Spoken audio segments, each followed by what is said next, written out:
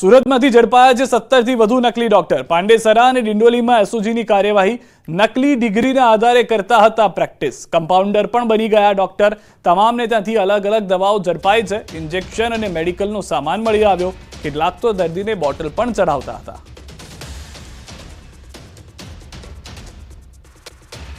Diamond અને silk city સુરતમાં રોજગાર માટે અલગ અલગ રાજ્યના લોકો આવીને વસે છે। ત્યારે શ્રમજીવી વિસ્તારોમાં આ શ્રમિકોની સાથે છેતરપિંડી લાંબા સમયથી થતી હોય છે। સુરત એસઓજી પોલીસે એક ઓપરેશન શરૂ કર્યું હતું। ખાસ કરીને સુરતના ડિંડોલી વિસ્તાર અને પાંડેસરા વિસ્તાર છે કે જે શ્રમજીવી વિસ્તાર છે કે જ્યાં મોટા પ્રમાણમાં શ્રમિકો રહે છે। ત્યારે આ વિસ્તારમાં અલગ અલગ ડિગ્રી અથવા તો કહી શકાય કે કમ્પાઉન્ડરમાંથી બની બેસેલા 17 જેટલા ઊંટવેદ તબીબોની આજે અટકાયત કરવામાં આવી છે। એસઓજી પોલીસ દ્વારા કહી શકાય કે જે પ્રકારે દ્રશ્ય જોઈ શકાય છે કે તમામ લોકોની ક્લિનિકથી દવાઓ મળી આવી છે કે જેમની પાસે ડિગ્રી છે પણ તેઓ દવા નથી આપી શકતા, ઇન્જેક્શન નથી આપી શકતા, બાટલા નથી ચડાવી શકતા તેવા 17 જેટલા તબીબો છે તે પ્રેક્ટિસ કરતા હતા। જેને લઈને કહી શકાય કે એસઓજી દ્વારા એક ઓપરેશન લોન્ચ કરવામાં આવ્યું હતું અને તમામ 17 ડૉક્ટરોને ઝડપી પાડવામાં આવ્યા હતા। આ તમામ બની બેઠેલા તબીબો લોકોના જીવ સાથે છેડા કરતા હોય તેવી સતત ફરિયાદો મળતી હતી। એસઓજીના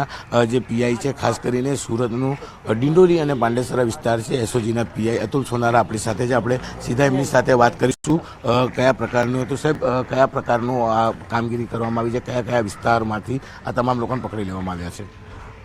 આજે સવારથી જે એસઓજી ટીમ દ્વારા જે આ ડુપ્લિકેટ ડૉક્ટર હોય છે, બોગસ ડૉક્ટર, એ લોકોની એસઓજી દ્વારા એક ઝુંબેશ ચલાવવામાં આવી હતી।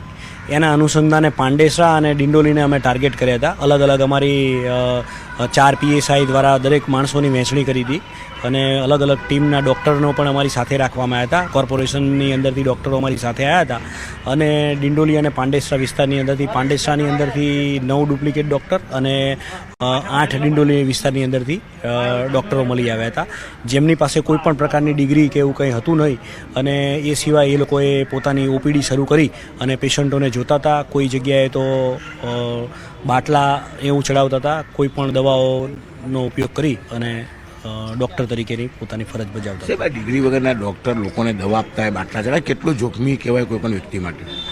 100% જોખમી છે કે એ લોકોની જોડે કોઈ વસ્તુનું નોલેજ જ નથી, એ છતાંય આ સ્લમ વિસ્તાર છે ત્યાં આ લોકોએ આવી રીતે એ કર્યું છે। બિલકુલ, એસઓજી પોલીસે શહેરના માત્ર 2 જ વિસ્તારમાંથી કહી શકાય 18 કરતાં 19 જેટલા તબીબો ઝડપી પાડ્યા છે। આ તમામ લોકો પાસે કોઈપણ પ્રકારની ડિગ્રી નથી, તેમને કોઈપણ જાતની દવાની જાણકારી નથી અને જે શ્રમિક વિસ્તારો છે તે તમામ લોકોને દવા આપવા સાથે બાટલા ચડાવી તેમની જિંદગી સાથે છેડા કરતા હોય તેવી સતત ફરિયાદો મળતા એસઓજી પોલીસે સુરત મહાનગરપાલિકાની આરોગ્યની ટીમને સાથે રાખી ઓપરેશન કર્યું છે, જેમાં મોટી સંખ્યામાં તબીબો પકડાયા છે। જોકે આ તો માત્ર 2 જ વિસ્તારના તબીબો છે અને જો પોલીસ આ રીતે આખા શહેરમાં તપાસ કરે તો કહી શકાય કે ઢગલે બંધ આવા નકલી ઊંટવેટ ડૉક્ટરો મળી આવશે। કેમેરામેન ભરત બ્રહ્મભટ્ટ સાથે કીર્તેશ પટેલ, ન્યૂઝ 18 ગુજરાતી, સુરત।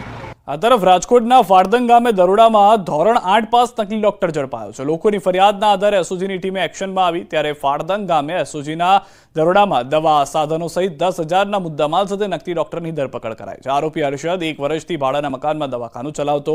આરોપી પહેલા ડોક્ટર રાકેશ પટેલના દવાખાનામાં 7 થી 8 વર્ષ કામ કરતો હતો, જેથી તેને દવાની જાણકારી હતી, જેથી તેણે દવાખાનું ખોલી લોકોના આરોગ્યને જોખમમાં મૂક્યું। આરોપી લોકોને દવા આપતો અને વિઝિટમાં પણ જતો, ત્યારે હાલ એસઓજીએ આરોપી સામે કાયદેસરની કાર્યવાહી હાથ ધરી છે।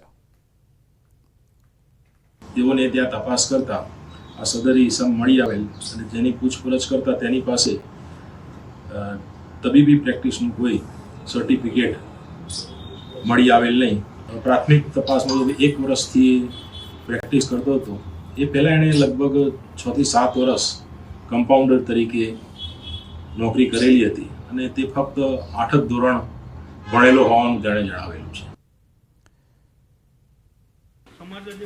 તો હવે જે રાજકોટની ઘટના આપ જોઈ રહ્યા છો, જે સુરતની ઘટના હતી તેવી જ ઘટના રાજકોટમાં પણ ઘટી છે। સુરતમાં ખાલી 2 વિસ્તારની અંદરથી જ 17થી વધુ ડોક્ટર્સ જે હતા તે જ ઝડપાઈ આવ્યા છે કે જે નકલી હતા, જેઓ પાસેથી દવાઓનો જથ્થો મળી આવ્યો છે। બીજી તરફ જે બીજો બોગસ ડોક્ટર મળી આવ્યો છે તે ₹100 પર પેશન્ટ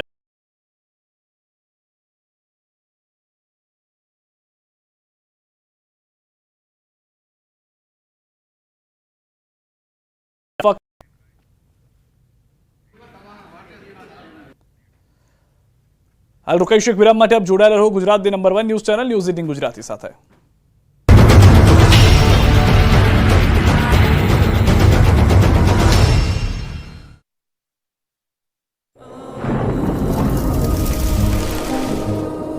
જળવાયુ પરિવર્તનનું જોખમ આપણા દરવાજે પહોંચી ગયું છે.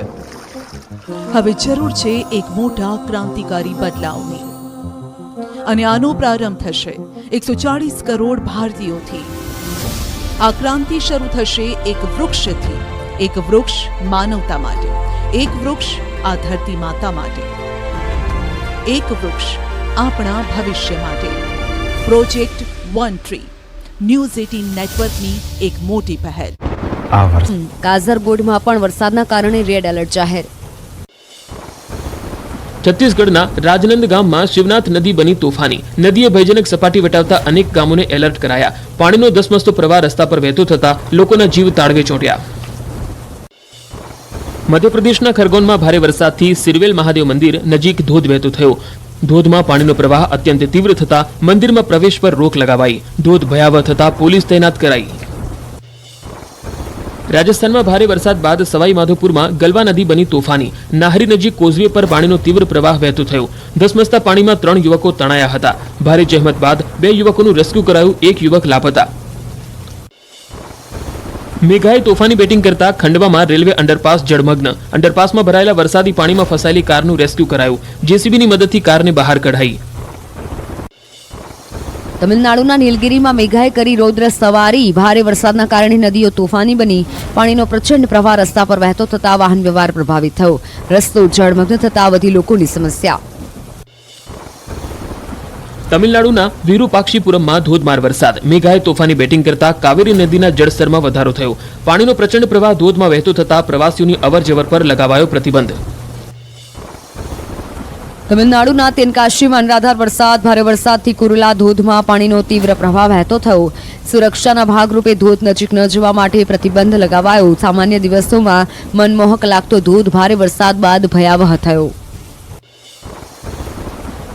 તમિલનાડુના થેનીમાં મેઘાની ધમાકેદાર બેટિંગ. કુરંગાનીના જંગલ વિસ્તારમાં ધોધમાર વરસાદ. ભારે વરસાદના પગલે કોટ્ટાકુડી નદીમાં ઘોડાપૂર.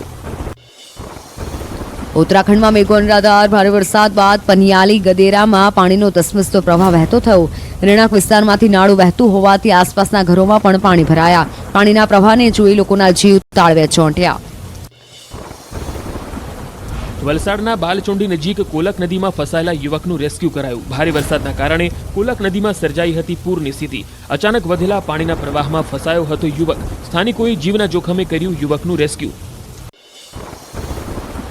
કચ્છના વિઝાંગ ગામમાં ધોધમાર વરસાદ થતા નદીમાં ઘોડાપૂર આવ્યું. નદીના ધસમસતા પ્રવાહમાં ગાડી ફસાઈ. વહેલી સવારથી કચ્છમાં પડી રહ્યો છે ધોધમાર વરસાદ. કચ્છ જિલ્લામાં મેઘરાજાની ધમાકેદાર બેટિંગ. માંડવી સહિત ગ્રામ્ય વિસ્તારોમાં જોરદાર વરસાદ થતા નીચાણવાળા વિસ્તારોમાં પાણી ભરાયા. રસ્તા પર નદી વહેતી હોય તેવા દ્રશ્યો સર્જાયા. દાહોદના રતનમહાલ અભયારણ્યમાં આવેલા નળધા ધોધ થયો સક્રિય. ઉપરવાસમાં ભારે વરસાદ વરસતા પ્રકૃતિ સોળે કળાએ ખીલી. નળધા ધોધ પર્વતોના મુખમાંથી બહાર આવતા જોવા મળ્યો અનોખો નજારો. પાટણમાં ધોધમાર વરસાદથી કપિલા નદી રૌદ્ર સ્વરૂપે વહેતી થઈ. ભારે વરસાદ બાદ તોફાની બનેલી કપિલા નદીના ડરામણા દ્રશ્યો સામે આવ્યા. સાંતલપુરના ડુંગરાળ વિસ્તારમાં ભારે વરસાદ બાદ પાણીનો તીવ્ર પ્રવાહ વહેતો થયો. રવિ સિઝનમાં ખેડૂતો સિંચાઈ માટે કરે છે આ નદીનો ઉપયોગ. પાટણ જિલ્લામાં સતત બીજા દિવસે મેઘરાજાની તોફાની બેટિંગ. નીચાણવાળા વિસ્તારોમાં ફરી વળ્યા પાણી. પાટણના આનંદ સરોવર, મન્નત સોસાયટી, પદ્મનાભ વિસ્તાર, ગુલશન નગર